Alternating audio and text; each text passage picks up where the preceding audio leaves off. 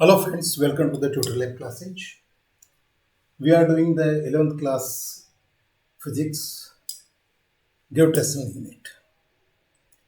इसमें अपने ऑलरेडी कर लिया है Kepler's law of planetary motion, Newton's law of gravitation, acceleration due to gravity, gravity potential, escape velocity etcetera. आज अपन देखेंगे सैटेलाइट उपग्रह, geostationary satellite, polar satellite, orbital velocity of a satellite. This is very important in the time period of revolution of a satellite. So this is the portion of a satellite in the gravitation. So let me start. Satellite are those heavenly objects which are revolving around the planets. वो आकाशीय पिंड जो कि ग्रहों के चारों ओर चक्कर लगा रहे हैं। ग्रह प्लैनेट्स यानी it means earth, Mars, Venus, Uranus, Pluto, Saturn. So all these are planets. These planets have a different number of satellites. But the satellite are categorized in the two categories. एक तो natural satellite है, एक artificial satellite है। Natural satellite क्या है? जैसे earth का natural satellite है मून, क्योंकि मून अर्थ के चारों ओर चक्कर लगाता है। So moon is the satellite of earth and earth is the planet of our solar system. चलिए, one is the natural satellite and second is the artificial satellite. ये आर्टिफिशियल सैटेलाइट यानी अप्राकृतिक सैटेलाइट, ये क्या है? ये साइंटिस्ट या वैज्ञानिकों द्वारा बनाए गए हैं और आकाश में छोड़े गए हैं। So the satellite are the two types, natural satellite. So the moon is the natural satellite of earth. This is example of a natural satellite.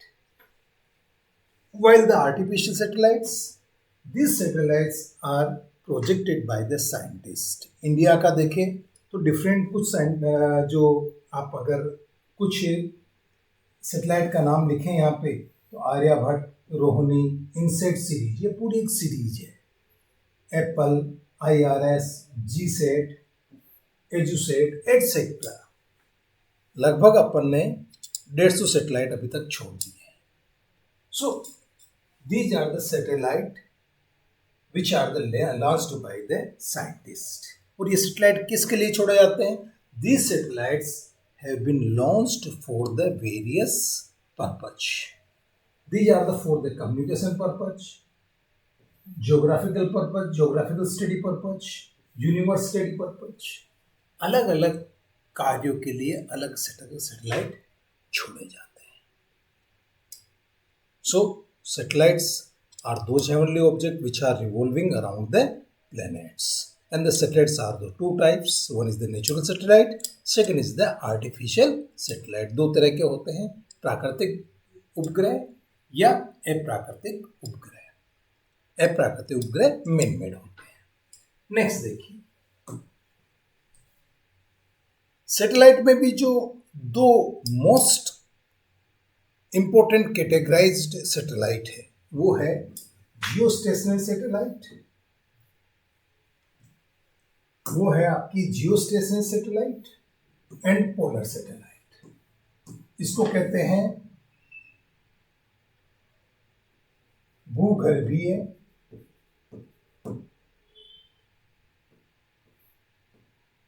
भूगर्भीय उपग्रह.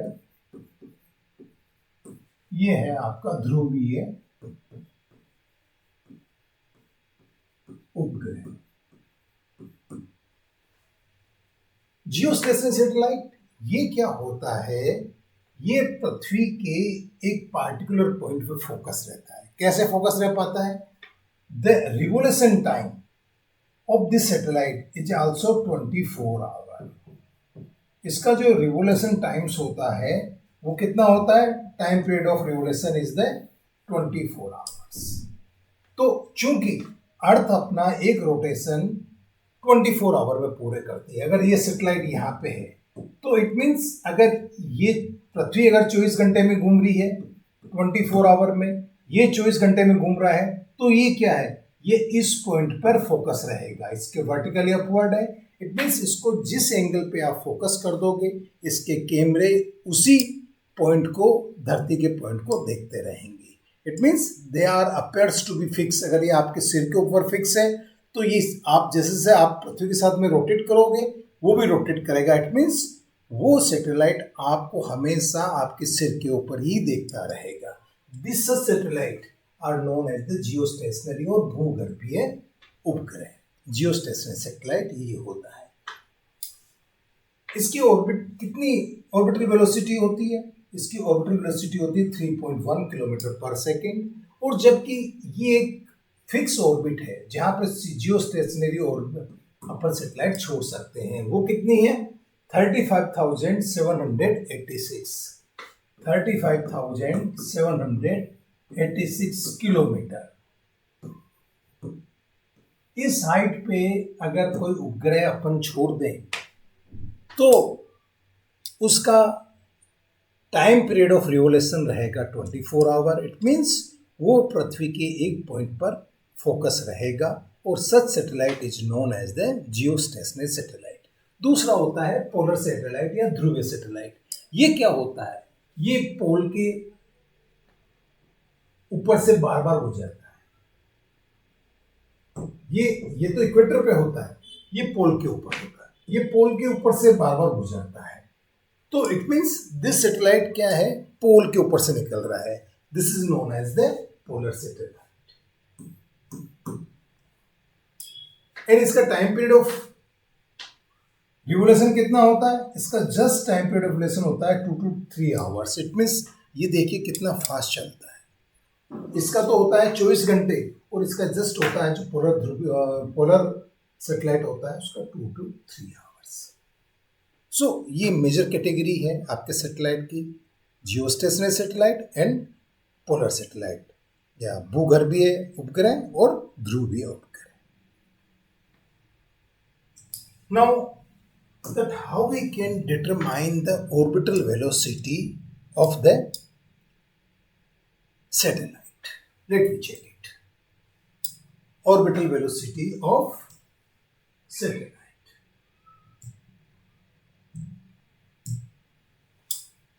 ये अर्थ है आपकी, और एक सैटेलाइट इस अर्थ के चारों ओर घूम रहा है।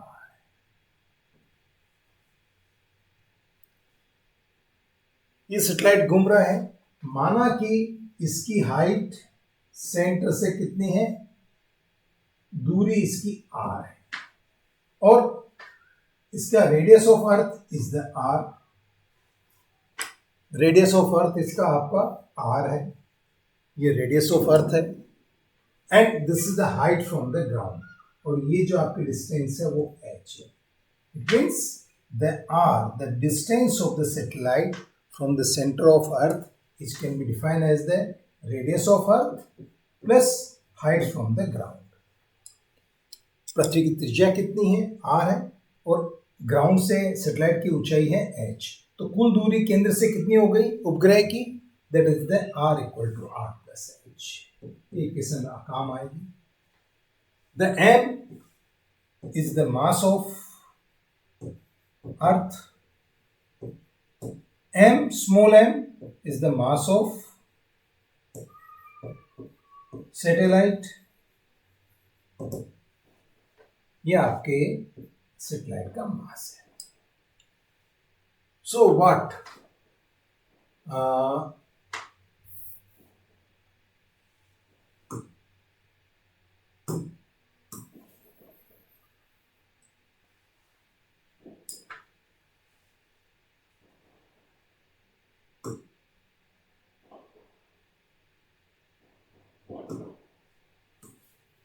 ये छोड़ दीजिए, इसको कुछ नहीं है।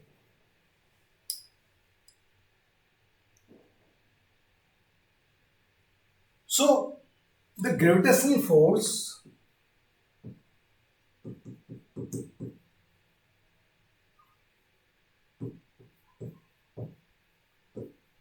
between Earth and the satellite is equal to F is equal to Gmm upon R square according to Newton's law of gravitation. कितना फोर्स होगा इसके बीच में? इतना फोर्स होगा, F is equal to Gmm upon R square. This is equation number 2। And हम जानते हैं कि ग्रेविटेशनल फोर्स प्लैनेटरी मोशन में क्या करता है। ग्रेविटेशनल फोर्स प्लैनेटरी मोशन में आवश्यक सेंट्रीपिटल फोर्स प्रोवाइड करता है। For the rotational motion we required a centripetal force. हमको रोटेशनल मोशन करने के लिए एक सेंट्रीपिटल फोर्स की आवश्यकता पड़ती है। वो किसकी तरफ काम करता है? In the rotational motion the centripetal force is always एक टुवर्ड्स द सेंटर, और ये जो सेंटर में फोर्स लग रहा होता है यही इसको रोटेट करवाता है। तो यहाँ पे सेंट्रल में कौन सा फोर्स लग रहा है? This is the Gmm upon R square. So this gravitational force will provide the necessary centripetal force to this satellite for the revolving around the earth। माना कि इसकी orbital velocity v0 है। Let assume that let v0 is orbital speed of satellite.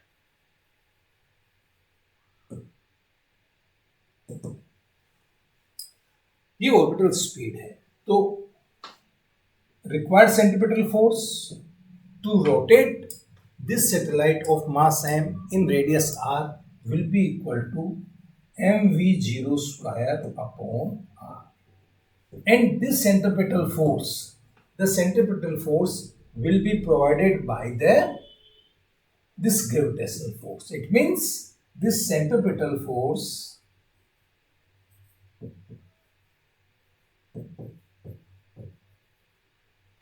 will be equal to gravitational force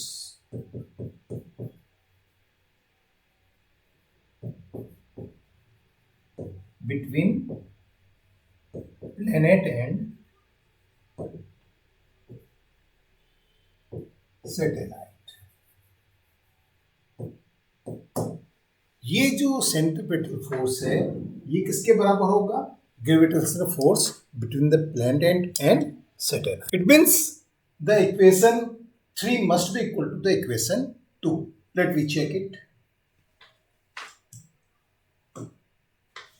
this equation from second and third,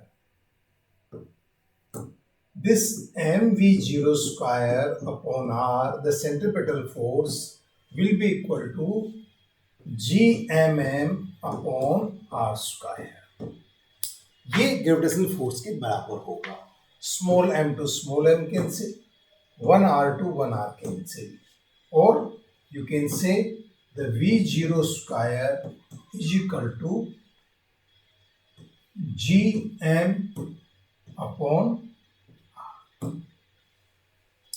ठीक। क्योंकि this r is equal to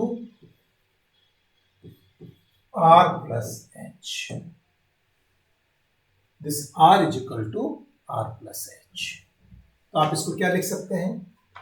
v0 square is equal to, suppose this is equation 4, this is equation 1 you have taken in the on the previous, just जो पहले screen थी इसकी उस पर देखिए। v0 square will be equal to Gm upon r plus h। आप इस equation को r से मल्टीप्लाई कर दीजिए, r से डिवाइड कर दीजिए, तो ये क्या हो जाएगा? Gm अपॉन r, एक r यहां से कॉमन ले लीजिए, it means r square 1 plus h upon r into r। अब इस इक्वेशन में देखिए, this gm upon R square, gm upon R square is nothing but the acceleration due to gravity at the surface of earth. ये fifth equation मान लीजिए, this is nothing but the acceleration due to gravity at the surface of अर्थ। तो आप क्या लिख पाएंगे इसको, v zero square is equal to g r 1 plus h upon, what is the h? h is the height of satellite from ground। जो उपग्रह की ऊंचाई है धरातल से वो h है, और r क्या है, r है रेडियस ऑफ अर्थ, पृथ्वी की त्रिज्या। r होती है अपनी 64,000 किलोमीटर, और सैटेलाइट अपन यूजुअली छोड़ते हैं हंड्रेड्स ऑफ किलोमीटर। तो this h is very very small compare to r। तो अपन जो ये h अपॉन r है इसको there is a zero, you can assume that this जो रेशियो होता है h अपॉन r का ये लगभग जीरो मान सकते हैं। तो कॉमन टर्म में अपन क्या कर सकते हैं, when this is the zero, write down इसकी वैल्यू लिख दीजिए यहाँ पे, this v zero square equal to g into r, और v zero is equal to under root G R. ये किसका फॉर्मूला आ गया, v जीरो है अपनी ऑर्बिटल वेलोसिटी या कक्षीय वेग, इसको हिंदी में क्या कहते हैं, कक्षीय वेग, कक्षीय गति। तो आपका कक्षीय गति या orbital speed you can define v zero as the under root G R. तो ये आपकी आ गई ऑर्बिटल स्पीड। एंड इससे पहले आपने एस्केप वेलोसिटी देखी, एस्केप वेलोसिटी क्या आई थी, एस्केप वेलोसिटी आई थी ये रूट जी आर आई है, ये आपका आया एस्केप वेलोसिटी आई थी आपके पास v e is equal to under root 2 gr। So this is equation number 6, ये 6 मान लीजिए, ये 6 है और ये 7 है। यहां से आप क्या कर सकते हैं, देखिए ये ऑर्बिटल वेलोसिटी है, ये आपकी एस्केप वेलोसिटी है। It means from the 6 and 7 if you can right that ve is equal to under root 2 of v0, and what is this, this is the relation between the orbital speed and escape velocity। ये काम की पूछा जाता है questions में, what is the relation, या इस पे न्यूमेरिकल पूछे जाते हैं, what is the relation between the escape velocity and orbital speed of the satellite. तो आपको escape velocity is just equal to root 2 times of the orbital speed of a satellite। आपके पास क्या रिलेशन आ गया, between the relation between the relation between orbital velocity, orbital speed better to write, to escape velocity।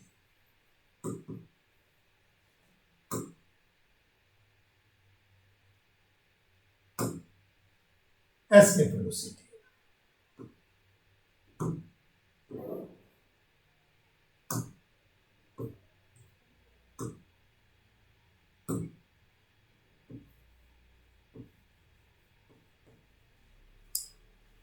This escape velocity is the root 2 times of orbital velocity। This is the very important। अब आप देखिए जितने भी planet होते हैं या जितने भी सैटेलाइट होते हैं यूजुअली वो इलेप्टिकल ऑर्बिट में चक्कर लगाते हैं। Suppose this is the earth, so used to be the satellite are in the elliptical orbit. ये सैटेलाइट आपका चक्कर लगा रहा है। जब किसी सैटेलाइट को अर्थ ग्रेविटेशनल फील्ड के बाहर भेजना होता है तो हम क्या करते हैं, उसकी स्पीड को अपन √2 टाइम्स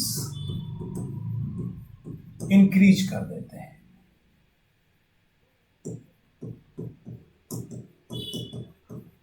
ये क्यों इंपॉर्टेंट है कि अभी अपन ने 2 ऐसे मिशन भेजे हैं इंडिया ने। एक भेजा है Chandrayaan mission,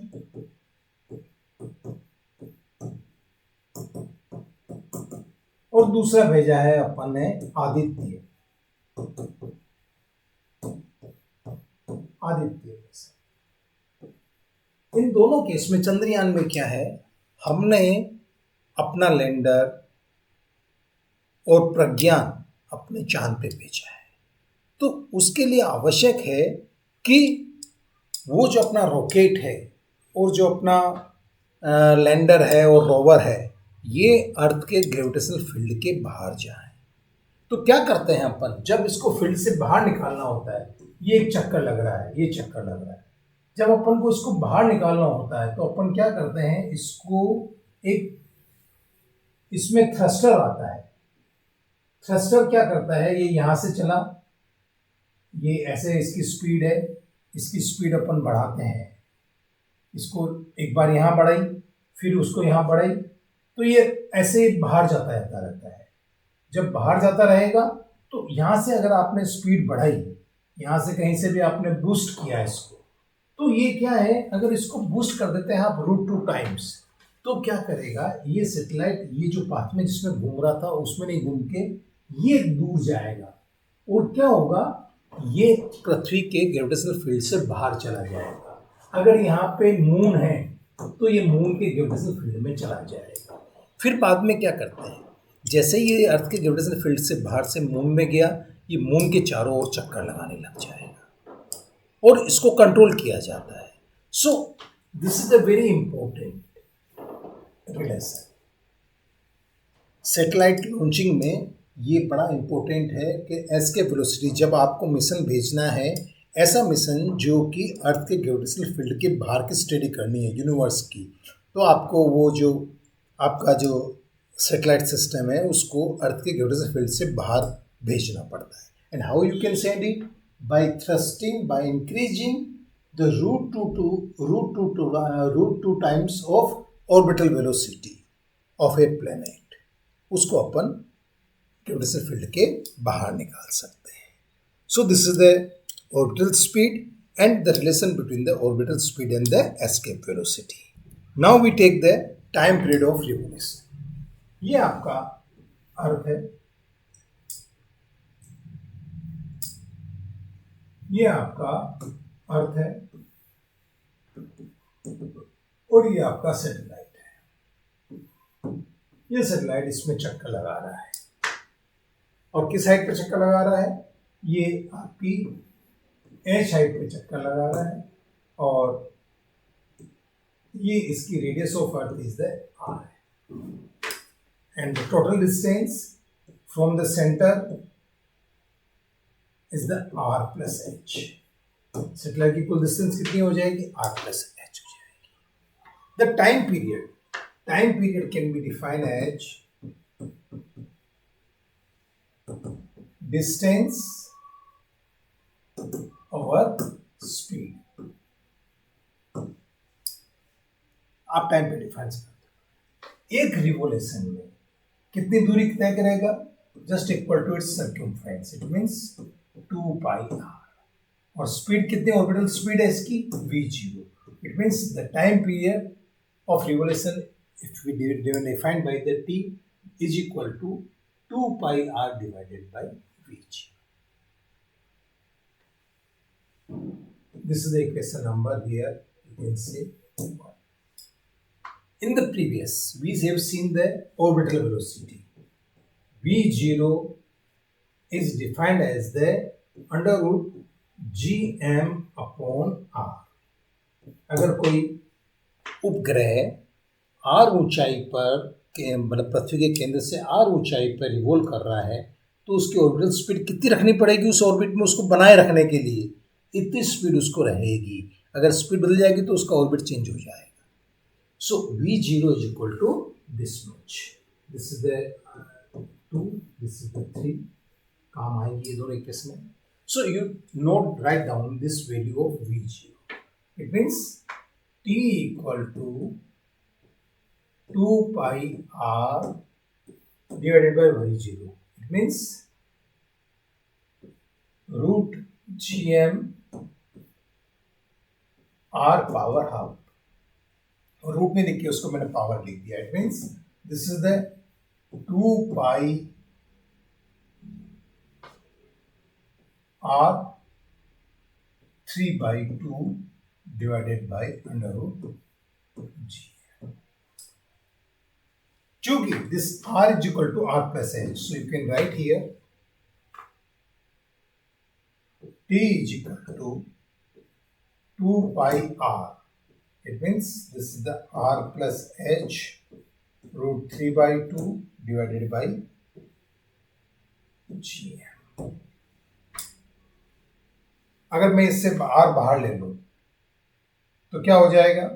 this is the R, मैंने अगर बाहर ले लिया तो R ऑलरेडी बाहर था. This is equal to, just equal to 2 pi R plus H whole cube divided by G. ये आपका ये फार्मूला आ गया. अब यहाँ पे एक फार्मूला याद करिए. The acceleration due to gravity is defined as the GM upon R square. At the surface of Earth, the acceleration due to gravity is defined as the GM upon R square. So you can say the GM equal to G into R square. यहाँ से fourth का value लिख दीजिए. So this T equal to 2 pi R plus H whole cube G R square.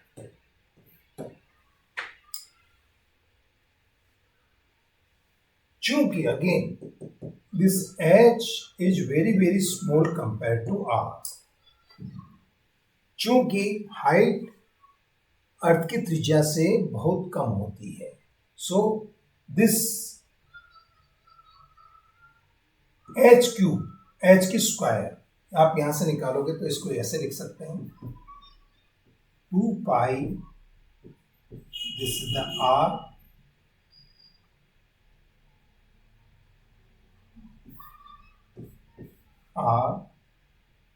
under root R 1 plus H upon R divided by G under root. ये देख लीजिए, एक R बाहर लिया है, एक R इसको कॉमन ले लिया, तो this H upon R will B negligible. ये नेग्लिजिबल होगा. तो इस केस में अगर H अपॉन R नेग्लिजिबल है तो ये R से R कट गया यहाँ पे. Then the time period of revolution you can define broadly as the 2 pi under root R upon G. And this is the time period of revolution of the satellite. ये क्या है आपका time period of revolution of satellite. T equal to 2 pi R upon G whole under root.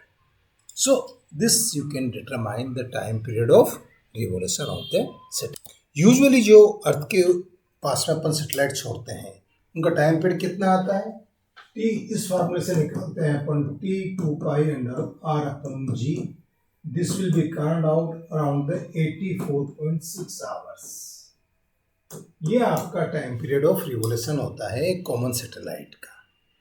और आप इससे orbital velocity भी निकाल सकते हो. ऑर्बिटल वेलोसिटी आएगी आपकी, ऑर्बिटल वेलोसिटी आएगी V0 is the 7.92 kilometre per hour. ये आपकी ऑर्बिटल वेलोसिटीज होती है. So here you can after the doing all the things, ये सब कुछ पढ़ने के बाद आप समझ सकते हैं उपग्रह क्या होते हैं, सैटेलाइट क्या होते हैं, ब्रॉडली ये कितने तरह के होते हैं. ऑर्बिटल स्पीड क्या होती है, जिसके स्पीड से चारों तरफ चक्कर लगाता है, और इसका टाइम पीरियड ऑफ रिवोल्यूशन, यानी कि एक चक्कर में लगा हुआ समय, the time period required to complete the one revolution is said to be the time period of revolution. आप ये चारों चीज़ें निकाल सकते हैं, और साथ ही द एस्केप वेलोसिटी और ऑर्बिटल वेलोसिटी में क्या रिलेशन होता है? The escape velocity is just equal to the root 2 times of the orbital velocity. So whenever you want to change the orbit, you have to be increase its speed. और orbital speed किस पे depend करती है? It depends upon the height of the satellite from the ground. ये उसकी height पे depend करती है. जितना पास होगा स्पीड उतनी ही ज़्यादा जरूरत पड़ेगी, ज़्यादा तेज घुमाना पड़ेगा. जितना दूर होगा इसकी स्पीड कम होती जाएगी. This is the whole about this is the satellite which include in the 11th class physics. Thank you very much. एक लास्ट टॉपिक बच रहा है, वेटलेसनेस. वो अपन अगले बार एक छोटा सा टॉपिक अलग लेंगे, क्योंकि वो एक अलग कंसेप्ट है. Thank you. एंड मेरा सभी से आग्रह है, please subscribe my channel so you can get my latest updates and videos. And अगर आपको टेस्ट सीरीज चाहिए तो please download my mobile app, tutorial app, और विजिट माय पोर्टल www.tutorlab.com. इस पे JEE, NEET, SSB, teacher, railways, PO, सब MBA, सबके आपको टेस्ट सीरीज मिलेगी. So wish you all the best and please subscribe. Thank you very much.